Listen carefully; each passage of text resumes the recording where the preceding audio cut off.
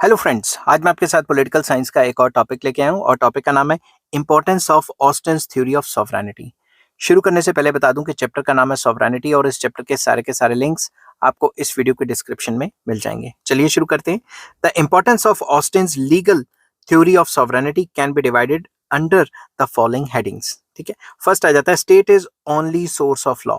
ये theory important इसलिए कि सिर्फ with in the state he law बनाती है और कोई भी एसोसिएशन लॉ नहीं बना सकती, इसलिए स्टेट सुपीरियर है सारी एसोसिएशन से। In framing the law the state possesses the ultimate power. State के पास ही अल्टीमेट पावर है। Customs, conventions, religion, morality etcetera may be the source of law, but in practice they become law only after the state approves them. जो कानून बनाने के जो base हैं, सोर्सेज हैं, वो रीति रिवाज हैं, रिलीजन है, मॉरलिटी है, ये तो है ही है। बट जब तक स्टेट उसके ऊपर साइन नहीं करेगी, कोई कानून नहीं बनाएगी, उनको अप्रूव नहीं करेगी, तब तक वो लॉ थोड़ी ना बनेंगे। So the customs, conventions, religion, moral principle etcetera are not laws on their own. वो खुद ब खुद अपने आप में कानून नहीं है। जब तक जो स्टेट लॉ नहीं बनाती तब तक वो कानून नहीं बनता। Second, laws are enforce only by the state. Law जो है स्टेट ही एनफोर्स कर पाती है और कोई ऑर्गेनाइजेशन तो नहीं है जो लॉ को एनफोर्स कर पाए। द सुप्रीम पावर और sovereignty is essential to enforce law. Law को एनफोर्स करने के लिए सुप्रीम पावर सॉवरेनिटी बहुत जरूरी है।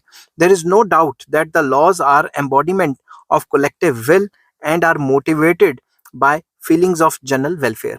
ऐसा सबको पता है कि जो लॉज हैं वो वेलफेयर के लिए ही होते हैं, कि सबका भला हो। We cannot deny the fact that most of the laws are not obeyed because of the fear of punishment, rather are obeyed because of their utility। और हमें ये भी पता है कि लॉज को फॉलो इसलिए किया जाता है कि उनकी यूटिलिटी है, ना कि इसलिए कि भाई अगर नहीं फॉलो करेंगे तो पनिशमेंट मिलेगी। But at the same time we have to accept that many of the laws are not obeyed because of their utility rather than obeyed because of the fear of punishment। बल्कि हम ये भी कह सकते हैं कि भाई ज्यादातर लॉज को लोग इसलिए फॉलो करते हैं क्योंकि उनको पनिशमेंट का डर है। ट्रैफिक लाइट्स पे आप खड़े हो, हेलमेट लगा के या हेलमेट निकाल के निकलते हो, क्यों? क्योंकि आपको पुलिस वाले का डर है। अगर पुलिस वाले का डर ना हो तो आप हेलमेट उतार देते हो। ज्यादातर लोग तो करते हैं ना, से सारे नहीं करते, मगर मैंने कई देखे हैं कि भाई जब भी उनको किसी चीज का डर नहीं होता वो प्रॉपर ट्रैफिक रूल्स फॉलो नहीं करते। Along with human virtues, every individual has animal instincts also, and in the absence of fear of punishment, he may not obey many other laws। तो ये बताया कि हर एक इंसान में एक एनिमल इंस्टिंक्ट होती है, अगर उसको कोई डर ही नहीं रहा तो वो लॉ फॉलो ही नहीं करेगा। This will create anarchy in the society. इससे अराजकता फैल जाएगी। ठीक है, अराजकता मतलब एनार्की टाइप फैल जाएगी। So with the use of supreme power the state enforces law and punishes those who violates the laws. तो जो स्टेट्स है उसके पास सुप्रीम पावर होती है जिसके थ्रू वो लॉ को जो है इम्प्लीमेंट करती है, और वो जो लोग हैं जो लॉ को वायलेट करते हैं, जो लॉ को नहीं मानते, उनको पनिश करती है। Next, stress on unity. Austin's theories lays great stress on unity because it advocates the existence of just one sovereign in the state who is determinate। तो ये थ्योरी कहती है कि भाई डिटर्मिनेट होना चाहिए और एक ही सॉवरन होना चाहिए या ग्रुप ऑफ सॉवरन्स होने चाहिए। तो मतलब ग्रुप ऑफ पीपल होने चाहिए जो लॉ करेंगे। तो बेसिकली ये यूनिटी पे स्ट्रेस करती है कि भाई जितने भी ग्रुप ऑफ पीपल होंगे उनमें यूनिटी होगी तो ही वो सॉवरन बन पाएंगे। According to the pluralist view point, if we accept the existence of many sovereigns in the society, it may lead to anarchy in the state and may destroy the unity of the state। अगर sovereign 25-30 हो गए तो भाई हर कोई अपनी अपनी चला रहा है तो कैसे चलेगा? फिर तो स्टेट चल ही नहीं पाएगी। ठीक है ना, तो जो स्टेट है वो डिस्ट्रॉय भी हो सकती है, उसकी यूनिटी खत्म हो सकती है। Next point, associations are not equal to state. State के अंदर कोई भी एसोसिएशन या ऑर्गेनाइजेशन बन गई वो स्टेट के बराबर नहीं होती, स्टेट से नीचे ही रहती है। The criticism by the pluralists that the Austin's theory is also not logical. The pluralists regard the state as an association like many other of the same type।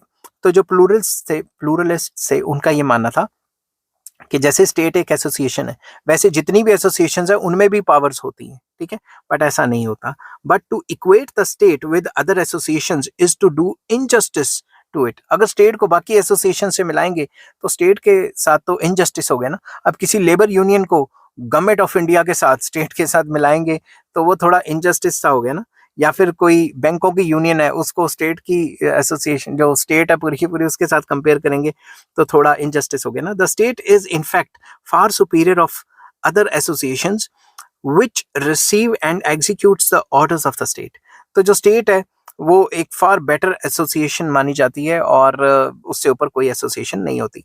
Thus the associations are inferior to the state and not equal to it. उसके बराबर नहीं होती बल्कि उससे inferior ही मानी जाती. The state can give orders to the associations, not vice versa. State जो है एसोसिएशंस या ऑर्गेनाइजेशंस को ऑर्डर देती है, ऑर्गेनाइजेशंस या एसोसिएशन स्टेट को ऑर्डर नहीं देती. And if need arises, state can ban certain associations and can restrict their activities. तो ऐसा भी होता है जब स्टेट्स को लगता है कि भाई ये जो ऑर्गेनाइजेशंस हैं ये पब्लिक जो है पब्लिक ओपिनियन के हिसाब से या पब्लिक वेलफेयर के हिसाब से या फिर स्टेट के हिसाब से काम नहीं कर रही तो उनको पब्लिक इंटरेस्ट में बैन किया जा सकता है. आई होप ये वीडियो आपको पसंद आई होगी. अगर पसंद आती है तो please like share and subscribe. इस चैप्टर के सारे लिंक्स आपको इस वीडियो के डिस्क्रिप्शन में मिल जाएंगे. Take care, bye bye.